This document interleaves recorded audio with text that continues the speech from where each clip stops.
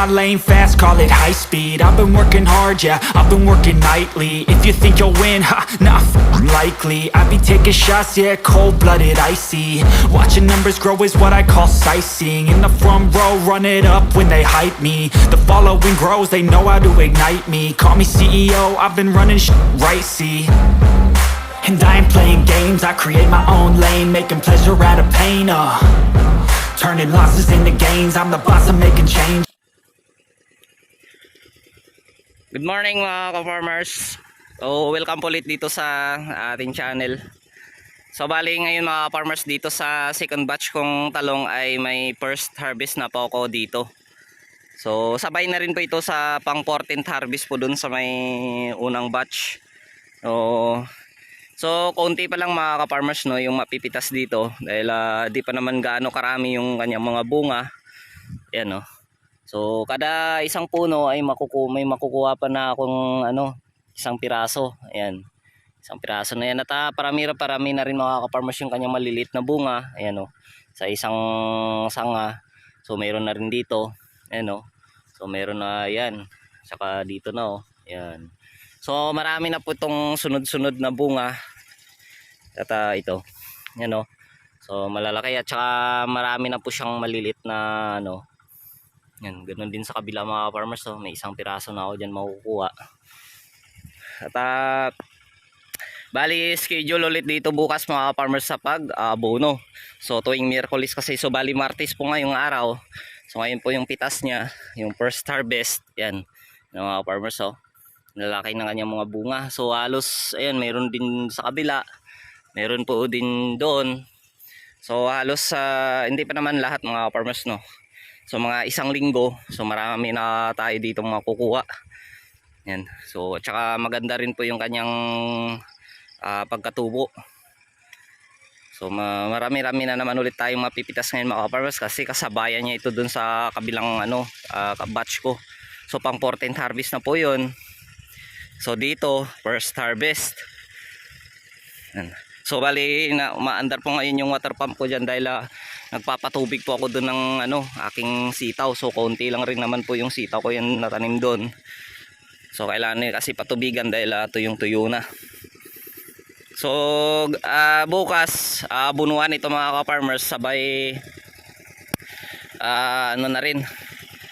Bali pagkatapos sa bunuan bukas, papatubigan na ulit. So ayan, hanggang dito po yan sa taas. So bali dalawang plat lang po yan dito. Tsaka ayan, dinugtong ko lang po yan sa may sili. So bali dito ay 8 plat po kasi ito mga farmers, nasa mahigit 500. Tapos plus po yung dalawang plat. So bali nagtototal to mahigit 100. So sabihin natin na 600. Ayan, 600, sabihin natin 650. So hindi naman naabutin to 650.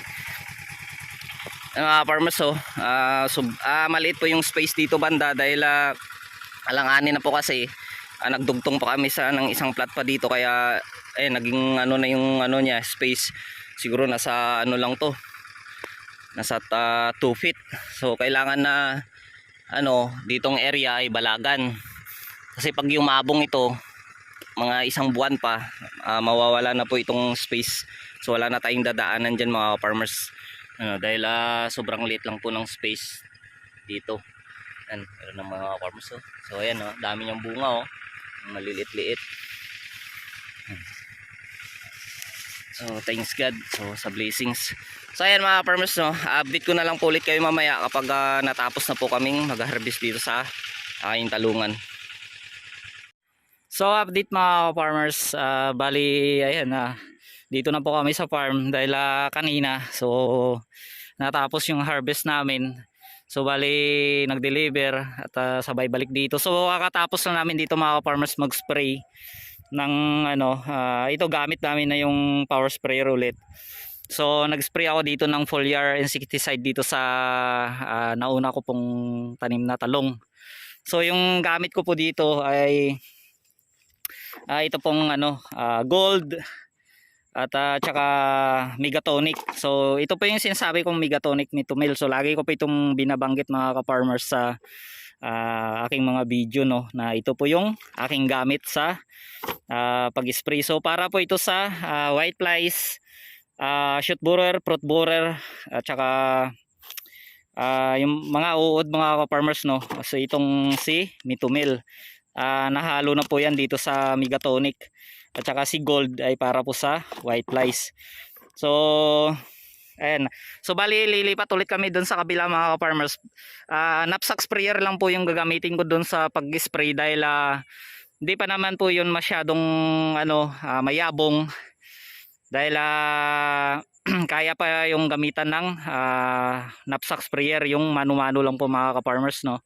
Kaya dito lang po yung ginagamitan namin ng power sprayer.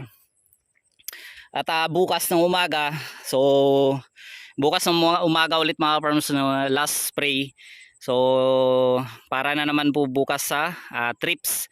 So hindi binubukod ko po mga ka-farmers yung mga insecticide. So hindi po ako nagmi-mix ng iba't ibang insecticide. So kumpara po sa shoot borer at saka white flies at saka foliar, ito po yung ginagamit ko, yung Gold at saka Megatonic Mitomil. So bali ayan po, lilipat kami dun mga par sa kabila, dahil ayun, malimutak po yung timba. So yung napitas namin kami kanina dito mga farmers ay bali lang. So nagtotal lang po siya ng 85 kilos. So kasama na po yung dun sa kabilang, pero siguro mga mahigit po kanina yun mga farmers, 5 kilo yung napitas namin dun sa kabila. Kakaunti pa lang yun. So bali dito ay ka-14th harvest na yun mga farmers, no. So talagang umina mga farmers yung pitas namin, dahil marami pong yung kahit malilit pa lang na bunga niya ay nagiging magulang na po siya mga ka-farmers, no. So okay naman to dito sa tubig at saka abono. So kasi nakaraang linggo mga ka-farmers, hindi ako nakapag-spray ng para sa trips.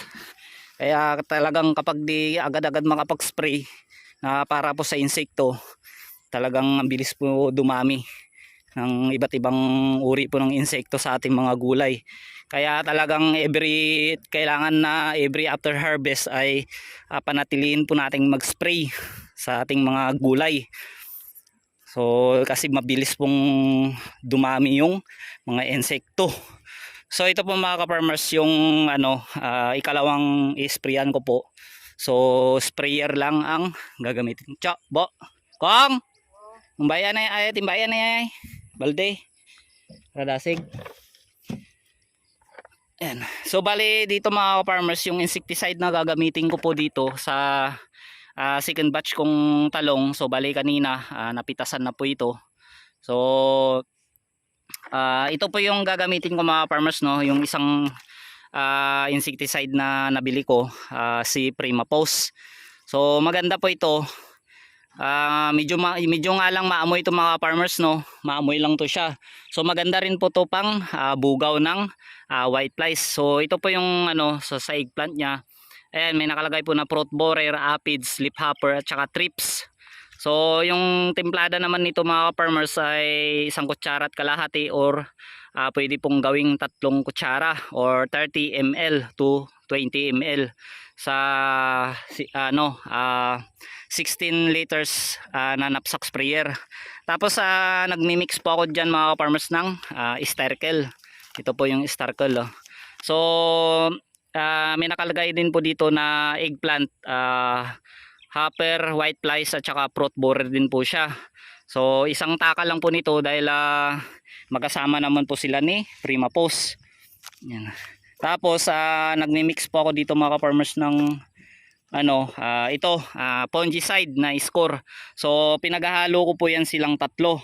So 2 insecticide at saka isang score na fungicide. So bali 10 ml naman po nito kada 16 liters knapsack sprayer. Ayan. Yan po yung combination ko na pang spray sa aking talungan sa ngayon. So bali bukas, so bukas ng umaga, so bali mag-spray ulit ako dito mga farmers ng ano ng foliar. So hindi ko lang po nabasa masyado yung foliar na gamitin ko, pero produkto po yun ng Yara. So ano ba yun, ano pala mga farmers, Caltrac at saka Voltrac, yun po yung gagamitin ko dito bukas. So isa ngayon ay insecticide lang po muna, at bali bukas ng umaga ay yung foliar na po na Caltrac at saka Voltrac. So recommended po yun, ni-recommend po sa akin yun ni Sir Noel Dokey. Ayan, maraming salamat po Sir Noel. So first time ko po yung gagamitin bukas dito po sa aking bagong talungan. So nakapag-spray na rin naman ako dito dahil nag-spray ako ng insecticide na Gold at saka Megatonic. So foliar na rin po kasi yun. So yun lang po yung spray ko dito, at hindi na rin pa ako nag-spray dito ng Hyper dahil naubos na po yung foliar ko na Hyper. Kaya si Caltrac at saka Voltrac na po yung i-spray ko dito bali bukas. So ayan mga farmers, mag-i-spray po muna ako dahil ayan, palubog na rin po kasi yung araw. So baka abutin ako dito ng dilim dahil kapag maliwanag pa, diretso na po ako sa pag-spray dun sa aking ampalaya. So bali first selection na rin po yung kanina.